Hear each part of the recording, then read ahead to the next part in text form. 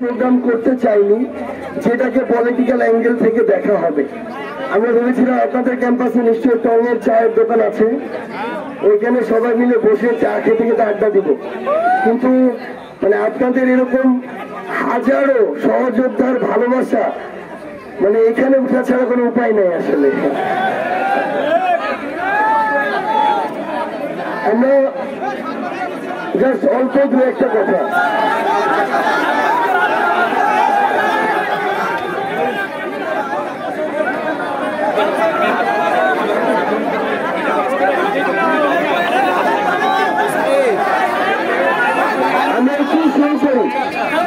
আপনাদের সাথে ছোট্ট করে একটু কুশল বিনিময়।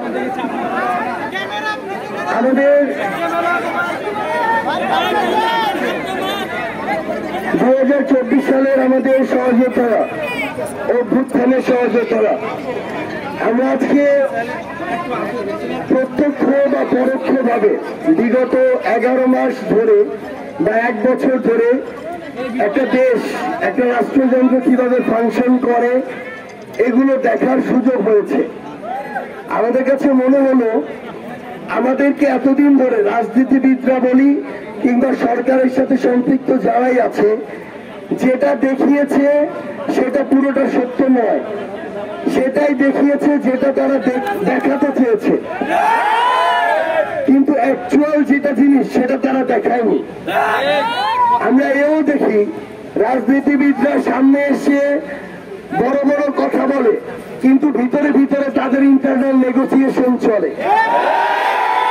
আমরা এটাও দেখেছি যে রাজনীতিবিদদের ভিতরে বাইরে এসে একে নিয়ে অনেক বড় কথা, এর বিরুদ্ধে অনেক বড় কথা বলে, কিন্তু ভিতরে ভিতরে একসাথে ব্যবসা প্রতিষ্ঠান চালায়। তো আমাদের এই অল্প কিছুদিনের অভিজ্ঞতা থেকে যেটা মনে হয়েছে, একটা অভ্যুত্থান, একজন শেখ হাসিনার পতন কিংবা একটা সরকারের পতন, এই পুরো যে একটা পুরাতন এস্টাবলিশমেন্ট, এটাকে পরিবর্তন করার ছোট্ট একটা অংশ। এখন আমাদের কাজ হচ্ছে এই পরিবর্তনের ধারাবাহিকতাটাতে এফোর্ট দিয়ে এটা কমপ্লিট করা। আমাদের এই যে লড়াইটা, এই লড়াইটাতে যদি আমরা একটু স্লো হয়ে যাই কখনো, তখন আমরা দেখি পুরাতন যারা ছিল এস্টাবলিশমেন্ট, তারা একসাথে ঐক্যবদ্ধ ভাবে ভাগ বাটোয়ারার পার্সেন্টেজটা শুধু চেঞ্জ করে। আগে ছিল ধরেন 70-30, এখন হয়ে গেছে 30-70, কিন্তু আগের মতো সব কিছু চলে, চাঁদাবাজি চলে, সিন্ডিকেট চলে, দখলদারিত্ব চলে, মাদকের ব্যবসা চলে, কালো টাকার বিশাল বড় বিজনেস চলে।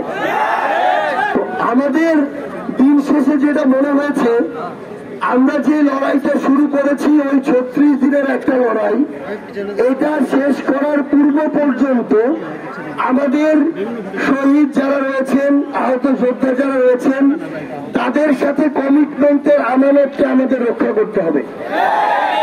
এই জন্য এই লড়াইটাকে রাজনৈতিক দলের মধ্য দিয়ে আমাদের শুরু করতে হয়েছে, কারণ অন্তত বাংলাদেশের পার্সপেক্টিভে এটাই তিক্ত সত্য যে আপনি একটা স্বেচ্ছাসেবামূলক কিংবা একটা ভলান্টিয়ারিং কোন প্ল্যাটফর্ম দিয়ে